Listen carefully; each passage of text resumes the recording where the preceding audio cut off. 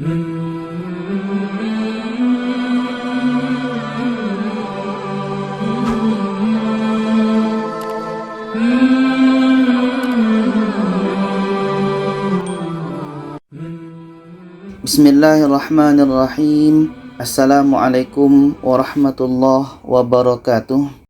Alhamdulillah, kita bertemu lagi di channel Kelas Mengaji. Saya doakan kita semua selalu sehat, rezeki dilancarkan, dan kita semakin semangat untuk belajar mengaji Al-Quran ini. Baiklah, pada kesempatan ini pembahasan kita tentang bacaan sulit dalam juz 17. Dan sekarang kita terus saja nomor 1. Dalam surah Al-Anbiya ayat 1, di sini ada alif di atasnya kepala huruf shad. Ini hamzah wasal dan ini tidak ada baris. Maka ketika hamzah wasal, kita melihat huruf yang ketiga. 1, 2, 3. Huruf yang ketiga tak berbaris di atas. Maka ketika huruf yang ketiga berbaris di atas, maka hamzah wasal berbaris di bawah. Maka ini bacanya Iqtaraba linnas. Iqtaraba. Iqtaraba. Selanjutnya, dalam surah Al-Anbiya ayat 15, di sini ada tamati bertemu ta. Ini idgham mutama silain. Maka hukum ta ini yang asalnya hamas berangin itu tidak jadi, karena la ini terus melompat ke ta. Yang asalnya zalat, ada anginnya, zalat, maka kita terus lompatkan la ini ke ta. Fama zalat tilka. Zalat tilka. La ini terus masuk ke ta. Seterusnya dalam ayat 25 surah Al-Anbiya, di sini ada sifir, sifir mustatil, ada bulat lonjong. Maka na ini adalah dibaca pendek karena sifir ini. Na ini dibaca pendek karena sifir. Illa ana fa'budun. Ana fa'budun. Nah, ini pendek. Seterusnya dalam ayat 34 dan 35, di sini pada ayat 34 ada ya yang di atasnya sifir. Ini sifir mustadir, bulat biasa, bulat lingkaran. Maka ini menunjukkan i ini dibaca pendek karena ada tanda bulat.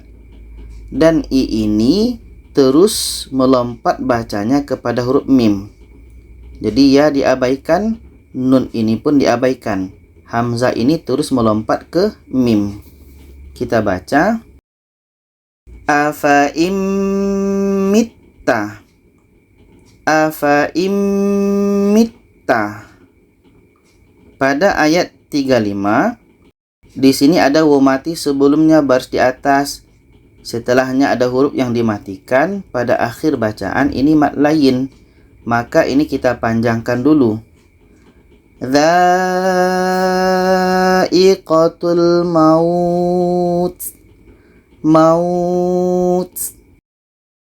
Seterusnya dalam ayat 37, di sini ada tanda sifir lagi, tanda bulat. Ini sifir mustadir, menunjukkan u ini dibaca pendek. Oke, menunjukkan u ini dibaca pendek karena ada sifir. Saurikum. Saurikum. Seterusnya dalam ayat 45, di sini ada ha mati. I ini pendek, maka kita matikan. Maka di sini ada dua huruf mati. Maka dua-duanya kita harus baca. Unzirukum bil wahyi. Bil wahyi. Ya, ini mesti terdengar. Bil wahyi. Bil wahyi.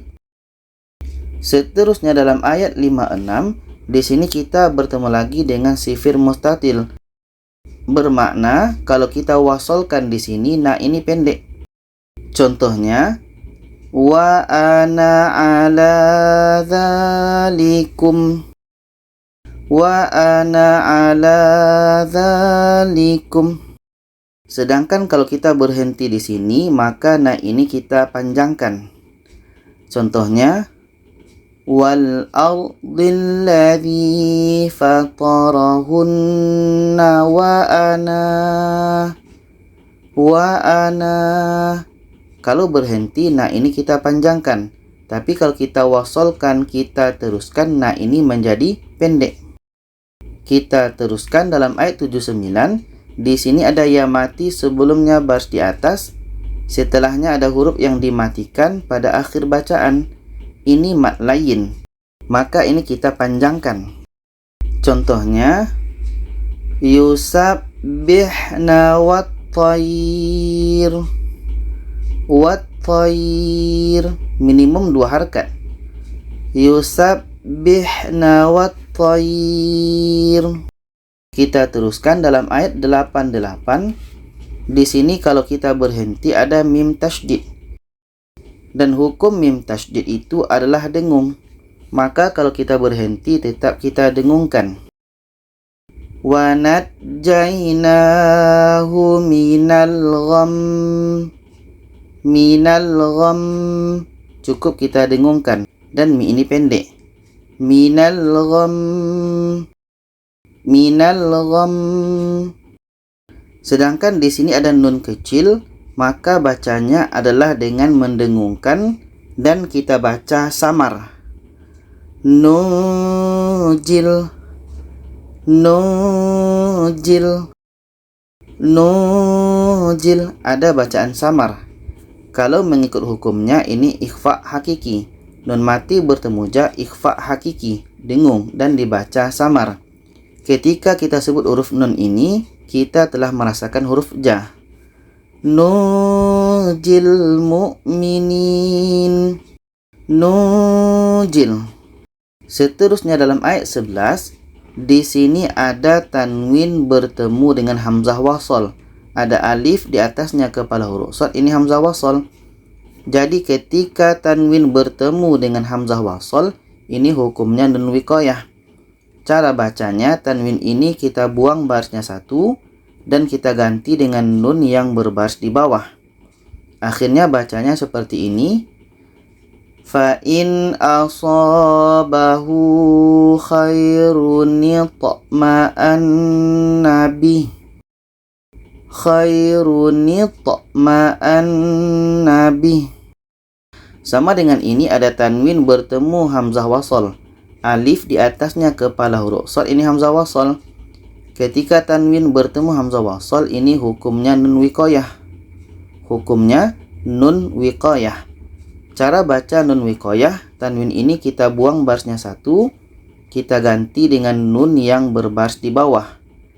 Jadi bacanya fitnatun inqalaba. Fitnatun inqalaba. Selanjutnya dalam ayat 18 surah Al-Hajj. Di sini ada tanda seperti ini. Ini menunjukkan adalah ayat sajadah. Jadi ketika kita menemukan tanda ini menunjukkan ayat sajadah, kita disunnahkan untuk sujud sajadah. Atau ada juga namanya sujud tilawah. Dan apa yang dibaca ketika sujud tilawah atau sujud sajadah tersebut, yaitunya ini. Maka setiap kita temukan tanda ini dalam Al-Quran, kita disunahkan untuk sujud sajadah atau sujud tilawah. Seterusnya dalam ayat 23, di sini ada tanwin atas ketika berhenti, maka ini hukumnya mad iwad. Maka bacanya seperti ini. Zahabi wa lu'lu'a. Wa lu'lu'a. Tanwin ini kita buang 1 barisnya, akhirnya menjadi seperti panjang alif. Wa lu'lu'a. Seterusnya dalam ayat 25, di sini kita bertemu lagi dengan tanwin bertemu dengan hamzah wasal. Alif di atasnya kepala huruf shad, ini adalah hamzah wasal. Maka ketika tanwin bertemu dengan hamzah wasal, ini hukumnya nun wiqayah. Cara baca nun wiqayah, tanwin ini kita buang barisnya 1 dan kita ganti dengan nun yang berbaris di bawah. Akhirnya dibaca linnasi sawa'anil akif sawa'anil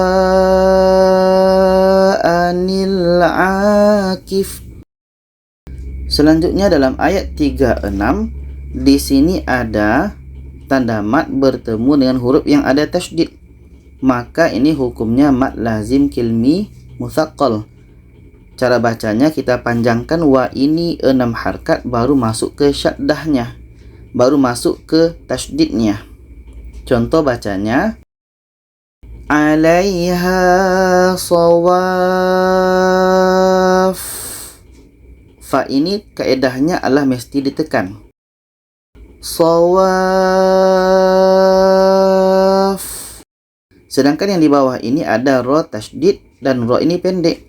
Maka cara berhenti ro ini kita matikan, tapi ro tasydidnya kita baca. Kaedah tasydid adalah ditekan. Contohnya wal mu'tar. Kita tekan wal mu'tar. Seterusnya dalam ayat 39, di sini ada dua cara baca. Yang pertama kita baca dari sini, dan yang kedua kita baca dari ayat sebelumnya. Cara baca yang pertama, di sini ada alif lam. Maka alif ini kita berikan baris di atas. Akhirnya dibaca alladzina ukhriju. Alladzina ukhriju.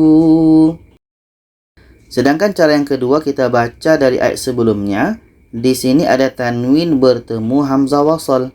Ini adalah nun wiqayah. Cara baca nun wiqayah itu, tanwin ini kita buang barisnya satu dan kita ganti dengan nun yang berbaris di bawah. Akhirnya bacanya laqadirunil ladzina ukhriju. Laqadirunil ladzina ukhriju. Seterusnya dalam ayat 67, di sini ada dua huruf mati. Mim mati, ri ini pendek, maka kita matikan. Maka di sini ada dua huruf mati, mim dengan ro. Maka dua-duanya kita tetap baca. Contohnya fala yunazi'unnaka fil amr. Fil amr. Ro ini sifatnya tawassut, mesti kita alirkan. Fil amr. Seterusnya dalam ayat 77, di sini kita bertemu lagi dengan tanda seperti ini. Ini adalah ayat sajadah. Kita disunahkan untuk sujud sajadah atau sujud tilawah. Apa yang dibaca ketika sujud sajadah atau sujud tilawah? Ini.